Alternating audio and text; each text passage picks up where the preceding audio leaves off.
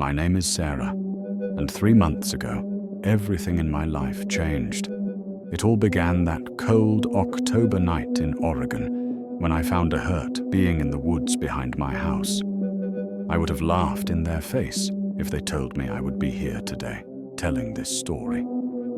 But I need to share this with you after everything that transpired and everything I discovered. It was just another Thursday. I was a nurse in a small town hospital and had been living alone since my divorce. At the end of the month, my biggest worry was how to pay my bills. My routine was always the same, and to be honest, I was pretty lonely. I would get up at 6 a.m., work for 12 hours, and then watch Netflix and go to sleep. That was it, every day. I was making tea in the kitchen around 11:30 that night before going to bed when I saw strange lights blinking outside. At first, I thought they were the headlights of a car that got lost on a country road. But the lights didn't move the same way. As if they were alive, they danced in the air, going up and down. My interest was stronger than my fear. I went outside through the back door with a flashlight in my hand. It was very cold outside, and my breath made little clouds of vapor. The lights seemed to be moving toward the thick forest behind my house, so I followed them. I walked for about 15 minutes in the dark, tripping over rocks and branches, until the lights just went out. I'll never forget the sound I heard at that moment. It was kind of like a moan or a cry, but not quite either. Something that showed pain in a way that cut right through my heart. When I turned the flashlight toward the sound, I almost dropped it. Being about 5 feet tall, it looked like a person was leaning against the trunk of a big tree.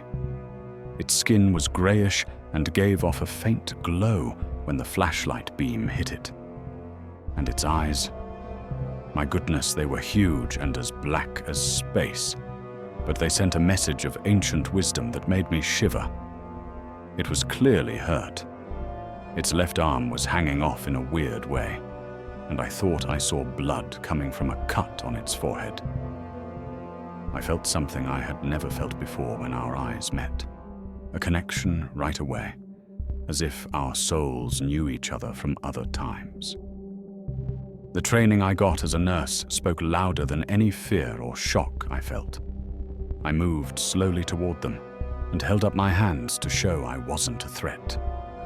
"You're hurt," I whispered, knowing that it probably wouldn't understand English, but hoping that the way I spoke would help it figure out what I meant. To my complete surprise, it made a small nod. For a moment, its eyes were closed, as if it were trying very hard to talk. Then, almost as if I could sense it, I felt a word coming together in my mind. "Please help." It wasn't a voice I heard with my ears. It was communication that took place in my mind. There was something like a still, small voice that put that word in my mind slowly. I knew right then that my life would never be the same again. I looked around the dark forest and thought about what would happen if I did what I was about to do. If someone found out, or if the police knew, I knew I had to do what they said when I looked into those eyes again. They were full of pain and fear. My faith and my humanity prevented me from leaving it there to perish, just like the parable of the Good Samaritan. "I'll help you," I said in a low voice. It looked at me with what I thought was gratitude in its eyes right before it passed out in my arms. If this divine meeting already speaks to your heart, please show your connection by giving this video a like. Thank you for your like, which helps this message of hope reach more people who are lost and looking for answers. Before you can fully understand what happened that night and in the days that followed, let me tell you a little about who I was before this strange event. Sarah Mitchell is 34 years old, has been a nurse for 12 years, and has been divorced for 3 years. My life was a series of grey days, with little purpose other than to stay alive. It had been terrible getting divorced. Mark, my ex-husband, left me for a younger co-worker, saying that our life had become boring and repetitive. Every day, his words stuck in my head. "Sarah, you've lost your spark for life. Living with you is like living with a ghost." He might have been right. After we broke up, I moved to this small, remote house in the Oregon mountains, all the way away from Portland, from painful memories, and from everything else. I picked out a spot where I could hide from everyone. The house was on a dirt road and had miles of thick forest all around it. My next-door neighbor lived about 2 miles away. From 7 p.m. to 7 a.m., I worked with the night shift at the nearby hospital. It fit my new hermit personality just right. I slept during the day and worked at night, when most people were with their families. Not as many people talking to me, asking about my personal life, and acting like everything was fine. My co-workers were nice, but I didn't get too close to them. I turned down invites to happy hours, fellowship lunches, and anything else that could help people get to know each other. I had put up such a strong emotional wall around myself that it made me feel like I couldn't breathe. At home, I had a strict routine. It was 8 a.m. when I got home from work. I would take a shower, eat something simple, and then sleep until 5 p.m. I would get up, eat quickly, get dressed, and then go back to the hospital. It got worse on the weekends. I spent hours watching TV shows on Netflix just to keep the house from being too quiet. My mum called me every Sunday because she was worried about how alone I was. Her voice was a mix of love and frustration as she said, "Sarah, you need to go out, meet new people, and start over with your life." I always said I was okay, that I needed some time, and that things would get better soon. I told so many lies that I almost believed them. The truth is that I had forgotten what life was all about. I would get up, work, go to sleep, and do it all over again. It felt like I was stuck in a never-ending loop of being average. Even being a nurse, a job that used to make me happy because I could help people, had turned into a chore. I did my job well, but I didn't do it with passion or the human connection that used to drive me. At times, especially when it was very quiet at the hospital early in the morning, I would look out the window and wonder if there was more to life than just being alive. Like an important part of me had died with my marriage, I would look at the stars and feel empty in my chest. I would cry for no reason sometimes, like when I was in the shower, driving to work, or just sitting on the couch. I couldn't even put a name on the tears of sadness I was feeling. It wasn't just the pain of getting divorced. It had to do with something bigger and more important. The thought of wasting my life and being here on earth for no reason was what it was. My spirituality, which was important to me before, was also gone.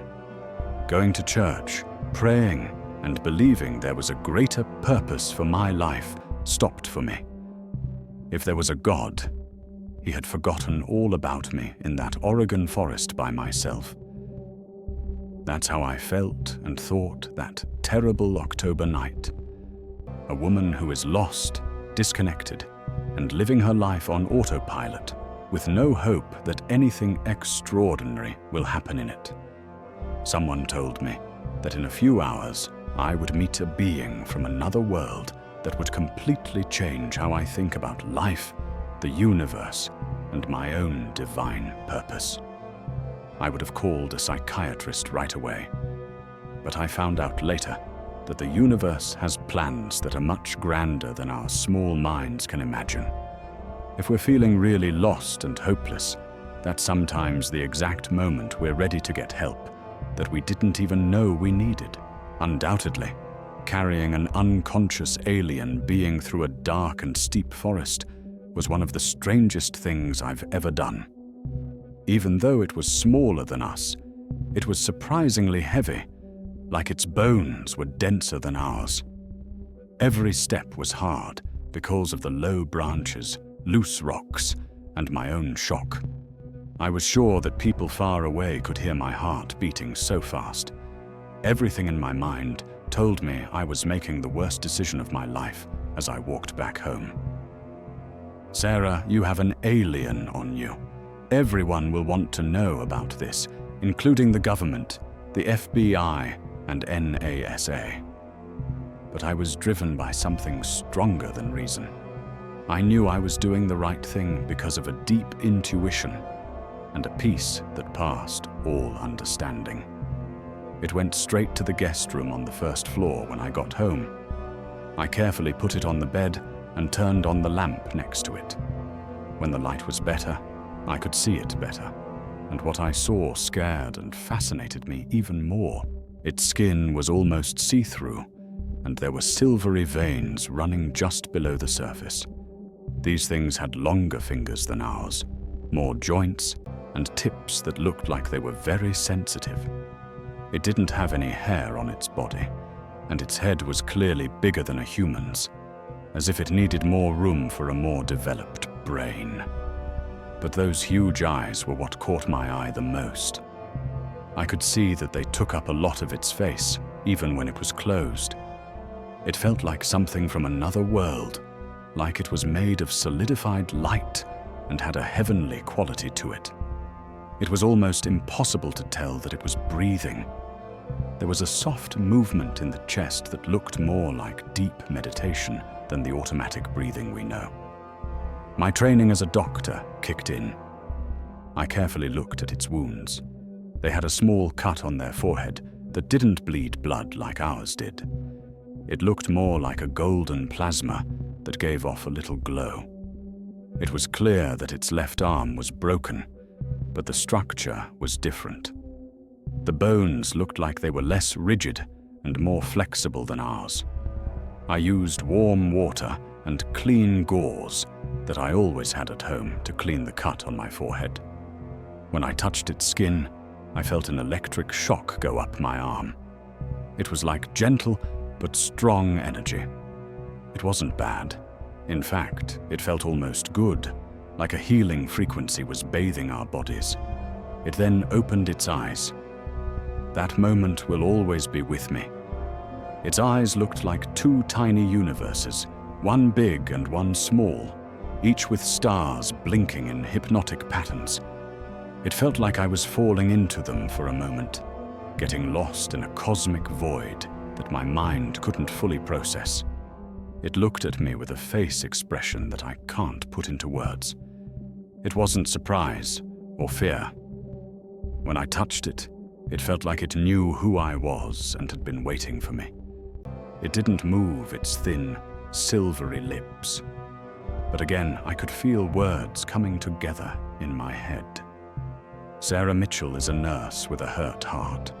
I cried when I read those words because they were so full of pure compassion. How did it understand my name?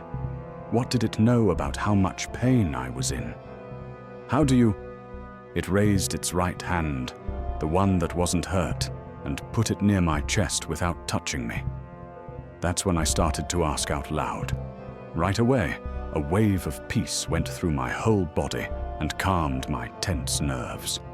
Different ways of talking here. Its thought voice was as soft as a whisper in the sky. Think about it. From the heart. Do not be afraid. I did not hurt. I saw that it was trying to talk to me in my language by translating thoughts from a totally different kind of consciousness. It was like seeing someone use only 3 notes to try to explain a symphony. You need medical help, I told her, my voice shaking. Your arm is broken and you're losing. Is that blood? It replied with vital fluid. Things will get better. The time needed. You're nice. That's the reason. Chosen? Picked for what? For a moment, it closed its eyes, as if getting ready to give a more complicated explanation. When it opened them again, they had a depth that made me feel like I was seeing the wisdom that had been built up over thousands of years. Sarah, life with no point, heart that is empty, but soul bright. You care about hurt beings, everything. Earthly hospital, getting ready for a bigger mission. A chill went up and down my spine.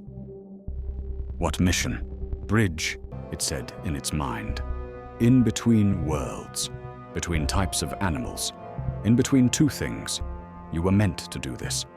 A divine preparation includes divorce, loneliness, and pain. Before it could grow, the soul had to break. The Lord is close to the brokenhearted. Its words made sense to me like a lightning bolt. It had been years of pain, loneliness, and a general sense of emptiness for me. Was it possible that everything had a reason? That I was getting ready for something I couldn't understand? I whispered, "I don't understand," with tears running down my face. It said, "You will understand." And a soft golden light shone from its right hand. But first, get better. Mine and yours, we will get better together. Share your faith in the comments by writing, "My trials are my preparation." If you, like me, are beginning to think that your greatest pain might be the very thing preparing you for a divine purpose. Let's all agree that this is true. I took such good care of it for 3 days after that I couldn't even explain it to myself. I missed my hospital shifts because I was sick with the flu. A lie that had to be told because it made me feel bad. It was hard for me to tell my boss that I was taking care of an alien messenger in my guest room. During this time, our conversations got deeper over time. The thing that told me to call it Zephyr said that wasn't exactly its real name, but it was the best word I could think of for it. It said that true names are light frequencies, not words. On the second day, while I was changing the compress on its arm, which was healing amazingly quickly, Zephyr started telling me things that completely changed how I saw the world. "Sarah," it said in my mind, its voice getting louder and clearer, "you want to know why I'm here? Why did you pick? It's time for bigger truths." My heart was beating faster as I sat in the chair next to the bed. There was a seriousness to its voice that let me know I was about to hear something amazing. My species isn't just alien. As you might say, we are old servants, beings that have long since evolved beyond their physical form. But we chose to come back to life for a specific reason. Exact mission? What kind of an assignment? Zephyr tried to sit up in bed, so I moved the pillows behind its back to help it. It looked at me with huge eyes that were so intense that they made my stomach turn, but not out of fear. Earth at a very important time. Kindness at the point of choice. Can move on to the next level of consciousness, or it can destroy itself in fear and ignorance. As a spark, my people were sent. Messengers of the Creator. Catalysts for what? To awaken dormant abilities in certain people. Gifts from God. Sarah, you're one of them. That's how you found me. It wasn't a mistake. It was a divine appointment. I could feel a shaking all over my body. What kind of capacities? Healing with energy, better understanding, communication across dimensions, link to the wisdom of all beings. Your Creator has endowed humans with all of this potential. I forgot how to use it. It reached out its right hand to me, and I naturally put my palm against it. As soon as we touched, a wave of energy went through my body. This time, though, things were different. Peace wasn't the only thing that was felt. It felt like 1,000 years worth of information were downloaded right into my mind. I saw pictures of ancient societies that already had these skills. Atlantis was real, not just a story. The civilization that had evolved to this point was human, but it destroyed itself when it used power to rule instead of to help. I saw temples in Egypt where priests could heal people with their hands alone. I saw Tibetan monks talking to each other through the mountains. All of this was real? I asked, out of breath. Was real all the time, was never lost. I just slept. Those who are ready will be awakened by my species. Sarah, you were one of the first, but not the last. Why me? Why do I need to be ready? Your pain tore down ego walls. Your pain made you more humble, which made room for grace. Universal love was made possible by a broken heart. Being alone made you ready for a cosmic connection. As a nurse, you were taught to have unconditional compassion. It was all about getting ready. As I began to understand all the pain of the past few years, tears quickly ran down my face. All the feelings of being empty and having nothing to do. All of that had been a spiritual build-up for this moment. Exactly what is my job? My calling? My voice was barely above a whisper as I asked. First learn, improve your skills, spiritual gifts you possess. Then teach other people. Make a network of awakened people. You will awaken others for each person you wake. Similar to lighting candles in the darkness, like waves in the lake of consciousness. What if I fail? What if I fail? Zephyr gave a smile, the first clear expression I saw on its face. It was the smile that made me cry even more, one that showed ancient wisdom and love that never changes. Failure is not real, only life experience. Every step is a part of the path. Fear is normal, but it's not necessary. Perfect love drives out fear. Sarah, you won't walk by yourself. Never be alone again. Will you stay here on Earth? Some will stay, others come back. But the connection is now eternal. The portal will stay open as long as the human mind is in touch with higher consciousness. We're always here for you. How? Meditation in depth, sincere prayer. Times when there is no sound at all. The spirit emerges when the ego calms. That's where you can find us, all the time. I didn't say anything for a few minutes while I thought about what I had heard. My whole life was being changed in front of me. Everything I thought I knew about reality, my purpose, and what was possible was being expanded beyond what I thought was possible. I finally asked, "When do we start?" It replied that it had already begun, its eyes shining with that cosmic light. Your change began when you chose to save me instead of running away. Now, the next step. What next phase? It just said, demonstration. You have to see it to fully believe it. We'll show you what's possible tomorrow. That night, Zephyr fell asleep, or seemed to enter a deep state of meditation. For the first time in 3 days, I was alone with my thoughts. At that moment, the truth of what was happening hit me like a wave of fears and doubts.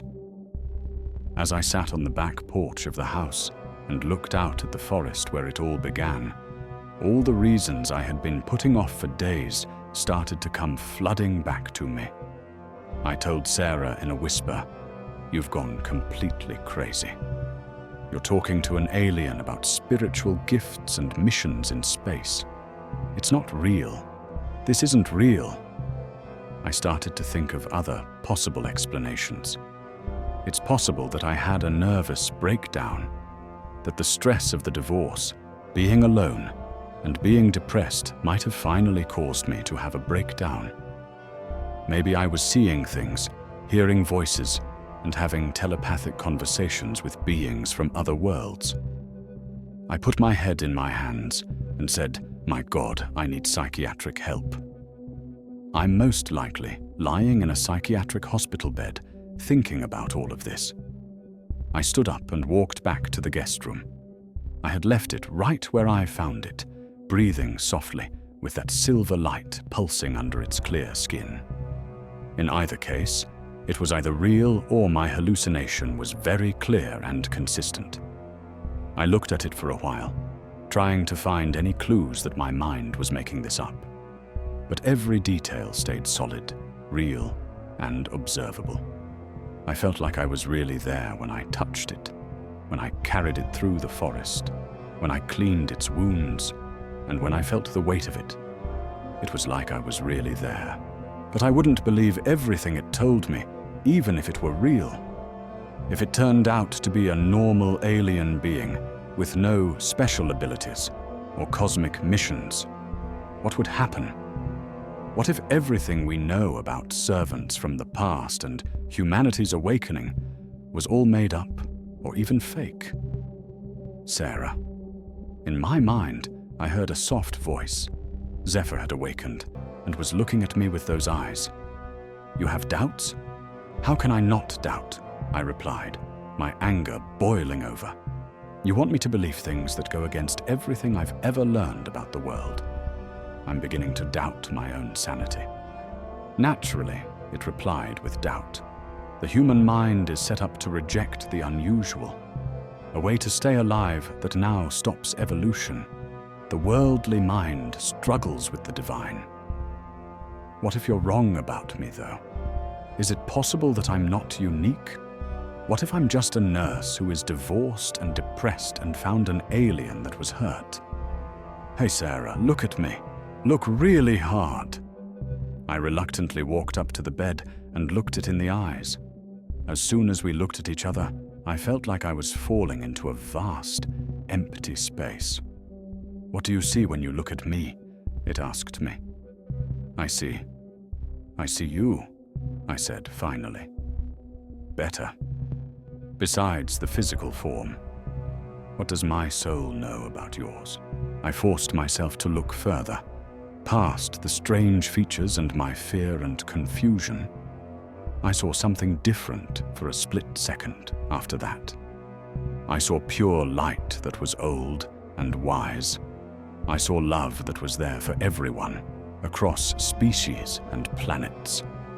I saw the soul of a person who had chosen to take on a body to help other people and to serve the Creator. I see goodness, I said in a low voice. I see someone who really cares. Now, look at yourself in the water, it said, pointing to the wall mirror across from you. When I looked at my reflection, I felt like I was seeing someone else. But then, I tried to see past how I looked, past the tired and hurt woman I thought I was by following its advice. And for a split second, I saw a golden glow around my shape. I could see light coming from my chest and beating with my heart.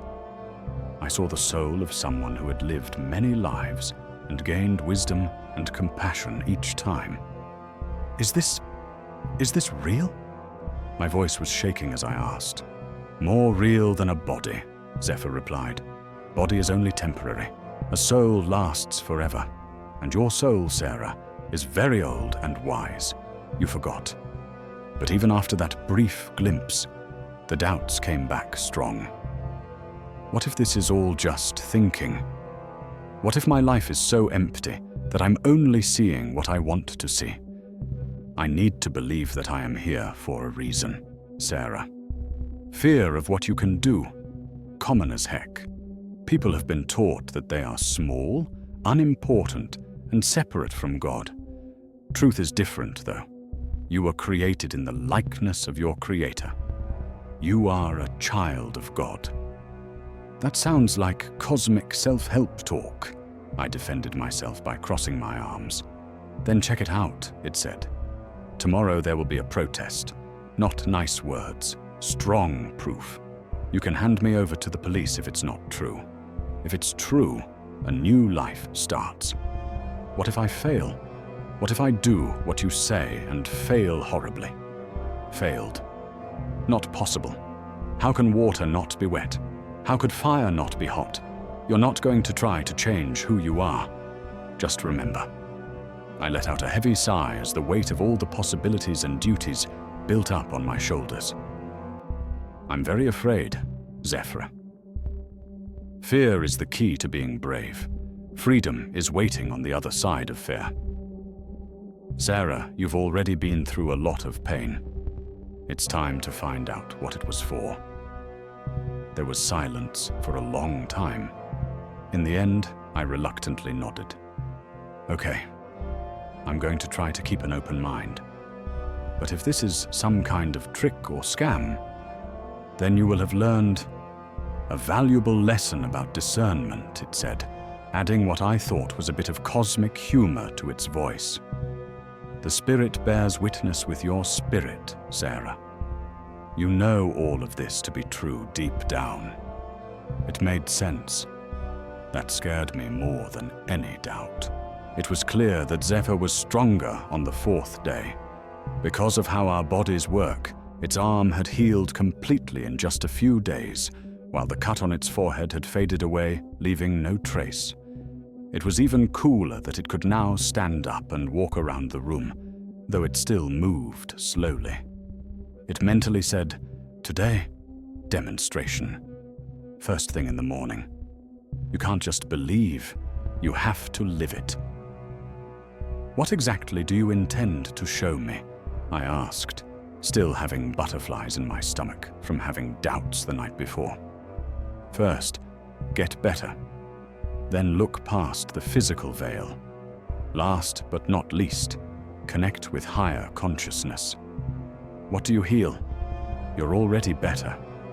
When Zephyr looked at me, his face showed that he felt infinite compassion. "Sarah, don't touch my body. You and I. But I'm not hurt. I mean, I'm not physically. It hurts the soul more than the body. Emotional scars stop the flow of life force. Before awakening your abilities, you need to heal from past hurts." I felt resistance right away in my chest. Please don't use aliens to help me. It's been too much therapy since the divorce for me. Mind therapy is helpful. To the root, though, energy healing works. Gets rid of problems that words can't reach. This is a spiritual cleansing. Even though they were being stubborn, I was still interested.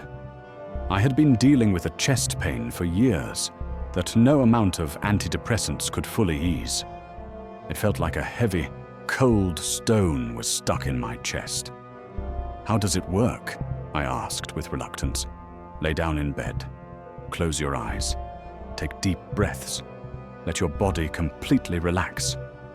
I did what they said, even though every rationalist part of me was screaming, "No." There I was, lying in my own bed, and Zephyr was sitting next to me, its hands just above my body. It said in a soft voice, "Now, feel." At first, the only things I could feel were my breathing and my heart beating.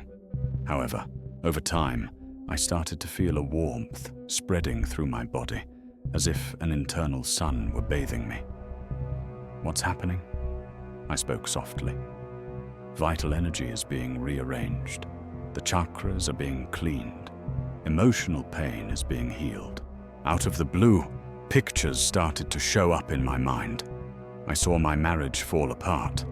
I felt the pain of betrayal, shame, anger, and sadness all over again.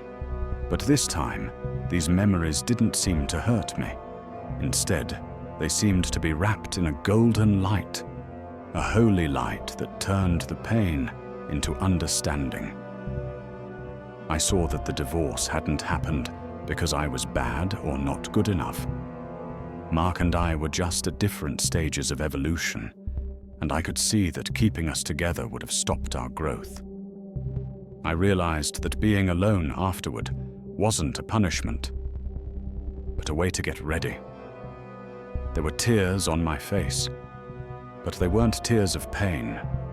They were tears of happiness, forgiveness, and a deep understanding. What had been a cold stone in my chest for years was melting away, like ice in the sun. "My God," I said in a low voice. "I can breathe. I can fully breathe for the first time in years." Zephyr said, "First demonstration over. Now, second." It helped me get out of bed. It was like I had dropped a heavy load that I had been carrying for years and not known it. "Look at your hands," it said. I almost screamed when I looked down. A soft, golden light was shining from my hands and beating in time with my heart. It looked like my skin had turned clear, and the light was coming from the energy inside me, even though it was faint. "Is this real?" I was shocked and asked. "Was there all the time? Now that the blocks are gone, you can see. This light is in every person. Emotional traumas make veils of dense energy that block most people from seeing. What can I do with this?" I did the same thing with you. The healing touch. Put your hands over any living thing that is hurt. Energy will naturally flow if you ask the Creator. As a test, Zephyr used a small tool that appeared out of nowhere to make a small cut on its own hand. It just said, "Heal." As my heart beat fast, I put my hands over the cut. My focus was on wanting to heal and letting any good energy or divine love flow through me to it. I couldn't believe what I was seeing. The wound under my palm was slowly healing, like a slow-motion movie being played backwards. "Impossible," I slowly said. "For a small mind, yes. For a higher level of consciousness, it's as natural as breathing. And now, what's the third demonstration?" It said, "Deeper," and its eyes shone with that familiar light from space. Getting in touch with my species, different sizes. As Zephyr sat in lotus on the bed, he told me to do the same thing but face the bed. "Put your hands on mine. Close your eyes. Clear your mind of all thoughts." As soon as our palms touched, I felt like I was being thrown out of my body. My consciousness grew beyond the house, the city, and the whole world. All of a sudden, I was floating in space, but not in the cold void we usually think of. It was light, there was music, and I was aware of being there. I saw other beings like Zephyr, as well as beings of pure light, like angels and heavenly hosts, that had never needed a body. People were talking to each other, but not with words or even thoughts. Instead, knowledge and love were being sent directly to each other. "Hello, daughter of Earth." In my mind, I heard a voice that sounded like many waters crashing together. "You awaken at a very important time. A great transformation is about to begin for your species." I saw Earth from a point of view I never thought possible. I saw light networks that linked all living things together. I saw that every act of love made this network stronger, while every act of fear or hatred broke it down. I saw that people were literally choosing, with every thought and action, whether to become a more evolved species or to destroy themselves. "What is my role in this?" I asked. "Being a point of light in the darkness? To be a city on a hill? The network will become brighter with each person you awaken. When critical mass is reached, the planet will have to change." I woke up in my room with tears running down my face and looked at Zephyr. The vision had ended suddenly. "Did this really happen?" I asked. It replied that it was more real than physical reality. "You now know. You're not crazy. You're not by yourself. You also have a reason for being here." I looked at my hands, which still had a soft glow to them, then at Zephyr. Then I looked at myself in the mirror on the wall. I knew who was looking back at me for the first time in years. It wasn't just Sarah Mitchell, the nurse who was divorced and sad. It was Sarah, the one who heals, connects worlds and brings light. "I'm ready," I finally said. I'm ready to learn everything. That was the real moment I saw. Please let us know in the comments if you think that each of us has this divine spark, this inner light that is waiting to be awakened by God. It should say, "I am a candle of God's light." Your words show other souls on this journey the way. I felt completely different when I woke up the next morning. It felt like I had been asleep for years and had just begun to awaken. Everything around me had a pulsing energy that I had never noticed before. The house seemed brighter, and the colors seemed more vivid. But I was the one who changed the most.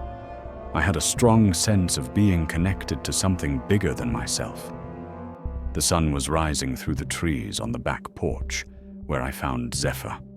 It looked like an ancient wise man in alien form because of the way it stood straight. "Today, final revelation," it said without turning, as if it knew I was already there. "About who we are, truly." I sat on the wooden bench next to it. "I thought you told me already. You are servants from the past who have been sent to awaken people. The truth, but not the whole truth." It turned around to face me, and its eyes looked like they could hold whole galaxies. "Get ready, Sarah. What I'm about to tell you will change the way you think about everything." My heart beat faster. It wasn't fear this time, though. There was nothing but excitement. Not two different species, but my species and your species. We are all part of the same cosmic family. We are all descended from the same creator. Humans are your creation? Not really.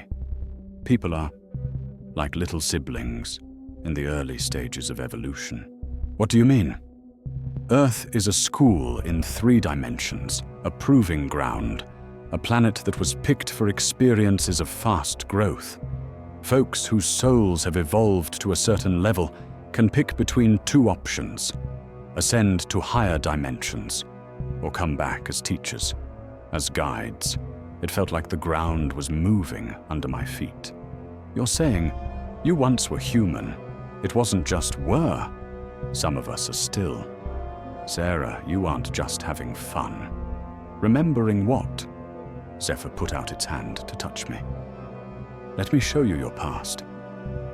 As soon as I touched its skin, a flood of memories that weren't mine, or were they, came flooding back to me. I saw myself in different times, places and forms. I saw a younger version of myself as a healer in a society that existed on a faraway moon thousands of years ago. There, beings of light taught evolving humans how to use energy medicine. In my mind, I was a priestess in Atlantis, where I worked in healing temples before that civilization fell. I thought of myself as a pure consciousness being who chose to come into being on Earth now to help with the transition of the planet. I said in a whisper, "This can't be real." But I knew in my heart that it was true. Everything you've done in your life has been preparation for this one. Divorce, being alone, and working as a nurse are all things you chose before you came into this world. Your soul knew that you had to stop identifying with your ego in order to remember your higher aim, in order to follow your true calling. So, I am like you. You are our family. We are all parts of the same universal consciousness, which originates from the same creator. Trying separation to learn about union. The only difference is how well you remember it. Seeing it again made tears flow down my face. Now it all made sense. The sense that you don't fully belong in the human world. I could tell things about patients that weren't written down in their charts because of my medical intuition. The strange pull toward the stars since childhood. Everything reminded me of who I really was. Why do you choose physical forms so different from humans? I asked. Form comes after function. When the soul evolves, the body shows that consciousness has grown. Bigger eyes to see in more than one dimension. Bigger head to process information about the universe. Less body size because energy takes the place of strength.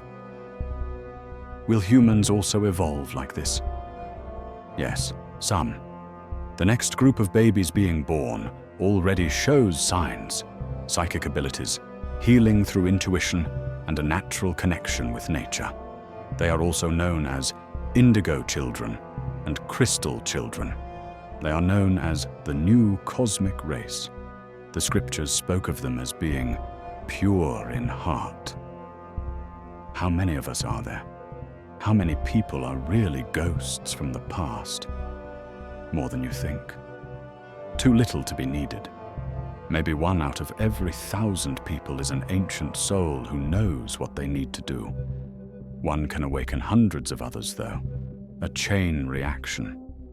At that very moment, I understood why I had always felt so alone. It wasn't just depression after a divorce. It was missing home.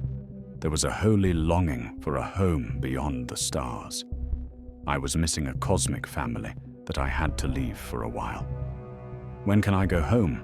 I asked, shocked by how strong my feelings of nostalgia were. Sarah, you're now at home. Earth is only a temporary home. The real home is a bigger consciousness. As soon as the mission is over, you decide. Ascend to higher dimensions or continue to serve as the protector of the new Earth.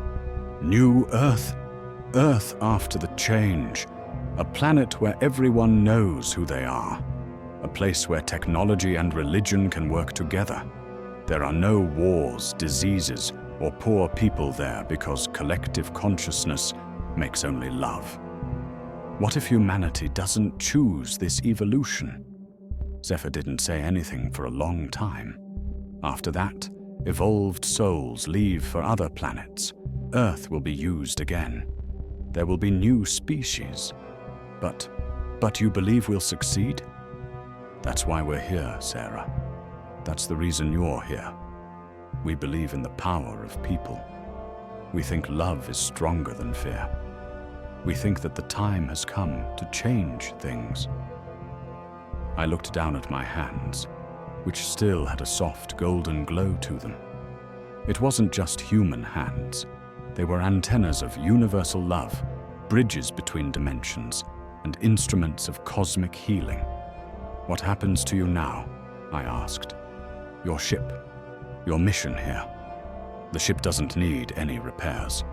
To make sure you would find me, the accident was planned, divinely guided. The main mission is done. Are you leaving? For sure, physically, but the link lasts forever. Now, when you need help, take some time to meditate deeply. Remember what you learned when you need to get better. Remember who you are when you're scared.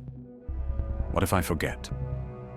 What if I just become Sarah, the divorced nurse? Impossible, it said with a smile from space. The soul can't forget what it remembers once it does. Sarah, you changed. Forever, irreversibly, and magnificently. That's when I realized my whole life had turned upside down. Not because I saved an alien who was hurt, but because I saved myself.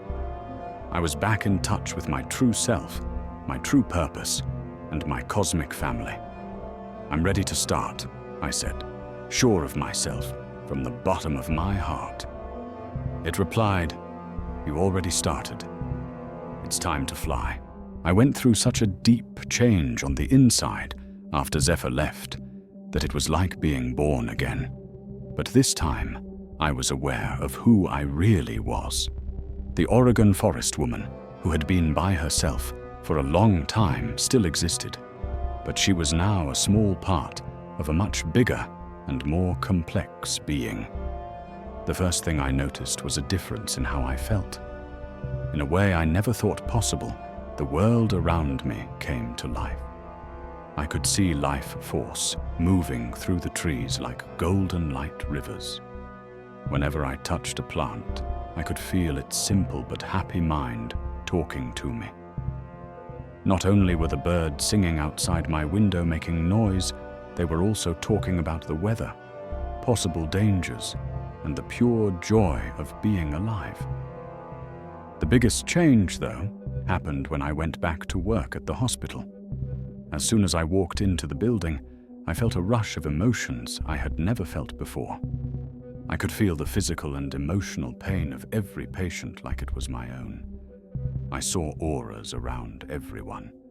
Some were bright and healthy, while others were dark and broken up from illness or trauma.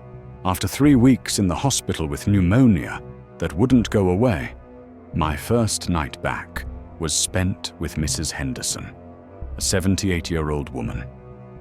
The doctors didn't understand. All of her tests showed that she should be getting better, but her condition kept getting worse. As soon as I got close to her bed, I saw what was wrong. There were dark holes in her aura, mostly in the chest and heart area. It was broken up, but it wasn't just the flu.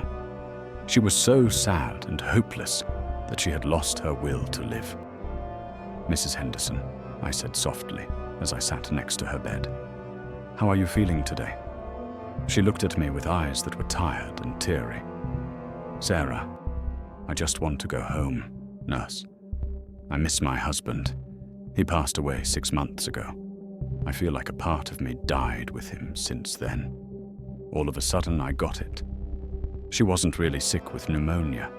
It was grief that hadn't been dealt with, survivor's guilt, and the fear of moving on without her 54-year-long partner. May I hold your hand?" I asked. She said yes. As soon as our fingers touched, I channeled all of Zephyr's healing energy. However, it wasn't just power. There were feelings of love, peace, and understanding about how the soul lives on after death. "Mrs. Henderson," I said in a low voice, "your husband is still there. He's okay and wants you to live. He wants you to get better and be happy again." I'm not sure how I knew this, but I did. As part of that great cloud of witnesses, I could feel his spirit in the room, sending his wife love and support. This idea was shared with her, not through words, but through the energy between our hands. I saw her face fill with tears of relief, and I could feel her aura slowly getting back together. As the dark holes closed, a golden light came back into her energy field. By the next day, her pneumonia had gotten a lot better. After a week, she was sent home because she was fully healed. That was the first of many miracles that started to happen while I was working. People who were very depressed started to feel hopeful after talking to me. Children who were very anxious would calm down when I just stayed with them. People who were in comas got better after I meditated next to their beds. People I work with started to notice. One afternoon, the chief doctor, Dr. Martinez, told Sarah, "You're different. Your patients are getting better at an amazing rate." What changed? How could I explain? How could I say I found out I was an old soul pretending to be a person? That I learned how to heal people with energy from a visitor from another planet? Which meant I could see auras and talk to ghosts? I said, "I think I finally found my passion for nursing again," which was technically true, but way too mild. The change wasn't just occurring at my workplace. After Zephyr told me how to do it, I started meditating every day at home. During these sessions, I often got advice, but not from voices I could hear. Instead, it came to me in the form of knowledge. I learned more advanced ways to heal. After taking on patients' bad feelings, I learned how to clean my own energy. In the most important way, I started to recognize other awakened ones, people who, like me, were ancient souls in disguise, but hadn't fully remembered who they were yet. Marcus, the hospital cleaner, had an amazing intuitive sense of when and where he was most needed, as if he were being guided by a higher intelligence. Jenny was a young resident doctor who, using only her intuition, could figure out what was wrong with people that other doctors had missed. Also, there was Mrs. Chen, who ran the hospital cafeteria and was so nice that she could make people feel better just by being there. I slowly made my way up to these people and started to talk to them carefully about spirituality, life purpose, and strange experiences. I didn't tell them directly what had happened to me, but by asking them questions that made them think about their own strange experiences, I planted seeds. I asked him, "Marcus," one morning as he swept the hall, "did you ever feel like you were brought here for a reason? Like there's more to your life than just working and paying your bills?" The way his eyes lit up told me everything I needed to know. "Sarah, nurse, I feel like I'm a guardian of this place sometimes. It seems like my being here does more than just keep things clean. What if I told you you're absolutely right?" I smiled and answered, "This is your ministry." The little awakening seeds I planted started to grow. Jenny started to believe more in her medical gut feelings. She called them her wisdom from above. Marcus started meditating on breaks, which helped him feel more connected to his job as the energetic guardian of the hospital. Mrs. Chen started to bless the food she was making in a quiet way, putting healing and love intentions into it. Each person who was able to awaken to their true self caused waves of positive change all around them. The patients got better faster. The hospital became a better place to be. Even fights between medical staff members got better.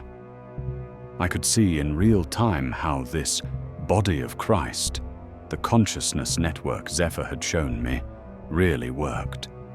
The network got stronger as each light point turned on, making a strong field of healing and love that touched everyone else.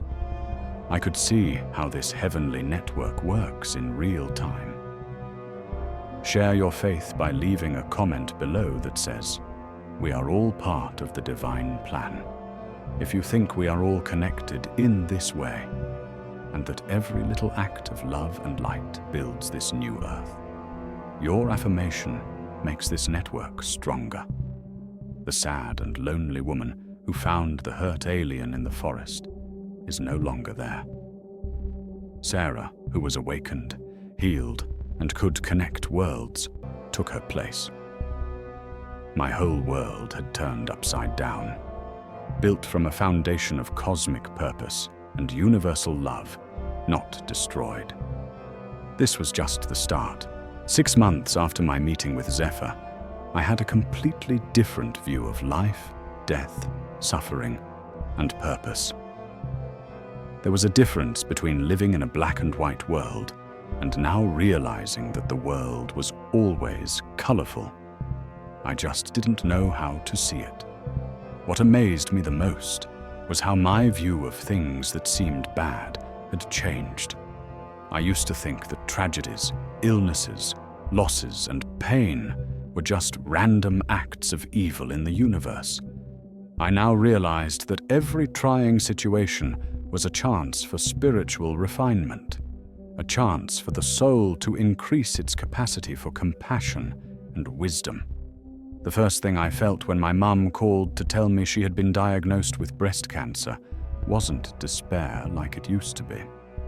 Instead, I had a strange sense of peace and knew that this was also part of a bigger plan. I went to Seattle to be with her while she was getting treatment. Her surprise was finding a daughter who had changed so much, not just emotionally, but also physically. I knew right away when I saw her in the hospital that the cancer was just a sign of something much deeper. Years of repressed hurt, especially from my father leaving us when I was a child. "Mum," I said as I sat next to her hospital bed, "may I ask you a question? Have you ever been able to forgive your dad for leaving? Right away, tears came into her eyes. Why do you want to ask this now, Sarah? Now is not the time. It's exactly time, I said on the side. The cancer is near your heart, in your chest. There's no chance about it. Unprocessed emotions, particularly bitterness and unforgiveness, become physical diseases. Over the next few weeks, I worked with my mum on both traditional ways to help her feel better and the energy healing I had learned. I helped her deal with decades of anger, resentment, abandonment, and feeling like she wasn't good enough. It was a painful process that changed me. How do you know these things, Sarah? She asked one afternoon, after a particularly hard session in which she finally let go of her anger toward my dad, and, more importantly, let go of her anger toward herself for all those years. I learned from a very special teacher, I said with a smile as I thought of Zephyr. Someone who taught me that we're more than just bodies having spiritual experiences. We are spiritual beings having a physical experience. And what seems like the worst thing that could happen is sometimes just what we need to grow. The treatment for my mum's cancer worked in a way that doctors thought was very good. But I knew that the real healing had already taken place on a spiritual and emotional level, and that the body would just follow suit. I was also able to see how my new understanding of reality changed other parts of my life while I was in Seattle. For example, my relationship with money had changed a lot. Before, I was always worried about money and counted every penny, afraid I wouldn't have enough for emergencies. I now knew that money was just energy, and that when we're in line with our purpose, energy flows naturally. Seek first the kingdom, and all these things will be added unto you, according to the Bible. Without actively looking for them, money-making chances started to show up. The hospital where I worked let me work extra hours for good pay. Someone whose son got better after getting care from me suggested that I take care of his elderly mother as a private nurse on the weekends. Even investments I had forgotten about started to go up in value out of the blue. My co-worker Jenny was one of the first people I was able to fully awaken. It's like the universe, like God, conspires in your favor when you're doing what you came here to do, I told her. She agreed and said, I feel the same way. Everything in my life has gone more smoothly since I started to trust my medical gut. It feels like I stopped swimming against the flow and started floating with it. But I think the biggest change was in how I thought about love and relationships. Before I met Zephyr, I thought I needed someone else to make me whole, that romantic love was necessary for happiness. I felt broken and unworthy of love after the divorce. I now know that self-love and acceptance are the first steps to true love, that every person we meet is a reflection of parts of ourselves that we need to heal or celebrate, that relationships aren't meant to make us whole, but to help us grow and become better at loving without conditions. It's funny, but as soon as I stopped desperately looking for a partner, I started meeting people who were much more in tune with my new frequency. David, a physical therapist who worked with integrative medicine, and I met at an energy healing workshop I chose to go to. Our connection happened right away and was strong, but not at all like anything I had felt before. It wasn't out of need or lack. It was because two souls who were on similar paths of growth and service saw each other. David said, "It's funny," in one of our first talks. "I feel like I've known you for a long time, not just in this life, you know." I smiled as I thought about what Zephyr had taught me, about souls who choose to live together over and over again to help each other grow. I know exactly what you mean. What I thought about work and my career had also changed a lot. I used to think of my job as a nurse as just a way to make money. Now I understood that I had chosen this job before I even came into this world, because it would put me in direct contact with people when they are most vulnerable, which is when they are most open to change and healing. Every shift at the hospital turned into a holy chance to help, to be a channel of healing that included not only physical, but also emotional and spiritual aspects. I didn't see each patient as a medical case. I saw them as brave people who had chosen a hard experience to grow faster. In a team meeting, Dr. Martinez made the comment, "You've completely changed the mood of this ward." I don't know what you're doing differently, but patient satisfaction rates have skyrocketed since you returned from your time off. I just remind them they're stronger than they think, I said, and that they're not alone. But it was the understanding about death that changed everything. I knew that death is just a transition, like when you move or change clothes, because my connection with Zephyr and other beings of light had grown. The core of who we are, our consciousness, our memories, and our love, is still there, but in a bigger way. When Mrs. Peterson, a 92-year-old patient with whom I had grown close, was nearing the end of her life, I stayed by her side and held her hand. "Nurse Sarah," she said in a low voice, "I'm afraid." "What, sweetheart? What will happen next? What if there's nothing? What if this is the end of everything?" I gave her a smile and a light squeeze on the hand. "I have a secret to tell you, Mrs. Peterson. There's no end. Things will only change. You're going back to your real home, to the place that your Savior has set aside for you. And everyone who loved you will be there to greet you." When she breathed her last, I saw her soul, which was a bright golden light, rise from her body. Other beings of light, family members who had died before her, were also there to greet and love her. There was no pain or fear, only deep peace and joyous recognition.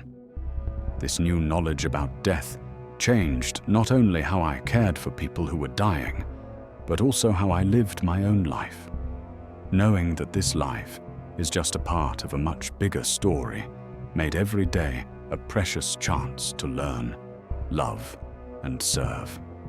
My whole world had turned upside down, not in the sense of chaos or destruction, but of seeing things from a completely different angle, which made what I saw much more beautiful and meaningful than I had ever thought possible. I'm here telling you my story today, a year after that event that changed everything, because I know many of you are going through the same thing I did. Perhaps you feel lost and aimless, like life is just a never-ending string of pointless issues. You might be going through a divorce, a loss, an illness, a money crisis, or just a deep sense of being empty inside. I want you to know that you didn't just happen to find this story today. You didn't just happen to listen to a story about a nurse who found a hurt alien in the forest. God and the universe worked together to send you this message right now because your soul knows you're ready to hear a truth that can change everything. Have you ever felt like you didn't belong in this world? That something better is waiting for you, but you're not sure what it is? That your present life, no matter how comfortable it is, seems too small for who you really are? These feelings aren't a sign of not being thankful or being mentally unstable. They are whispers of your divine calling and echoes of who you really are trying to get through to you. They are gentle reminders from a soul that lived a long time ago and chose to be here at this time in history to complete a mission. If what I'm saying hits home for you, let me ask you some questions. Do you feel so sorry for other people's pain that it hurts? Are there things you just know about people that are always right? Are you naturally drawn to healing on a spiritual, emotional, or physical level? Do you dream a lot about places you've never been but that feel strangely familiar? It's likely that you are one of those ancient souls Zephyr told me about if you said yes to any of these questions. A soul that chose to come into the world right now to help with the changes happening on the planet. You might not be getting punished or having bad luck if things are going badly in your life right now. If your job, relationship, health, or hope have been taken away. It could be getting ready. Like gold in the fire, your trials are refining you. Sometimes, the soul has to break through the ego's walls to remember who it is. Divorce, depression, and being alone were all things that had to happen to me in order to strip me of false beliefs that kept me from seeing my true self. There are times when the universe needs to take away everything we thought made us who we are, so we can find out who we are without labels or social roles. To awaken, you don't have to find a hurt alien in the woods. Your divine messenger, Zephyr, can come to you in many forms. A book that just so happens to be there for you at the right time. A unique person who comes your way. A very close call with death. A very deep thought or prayer.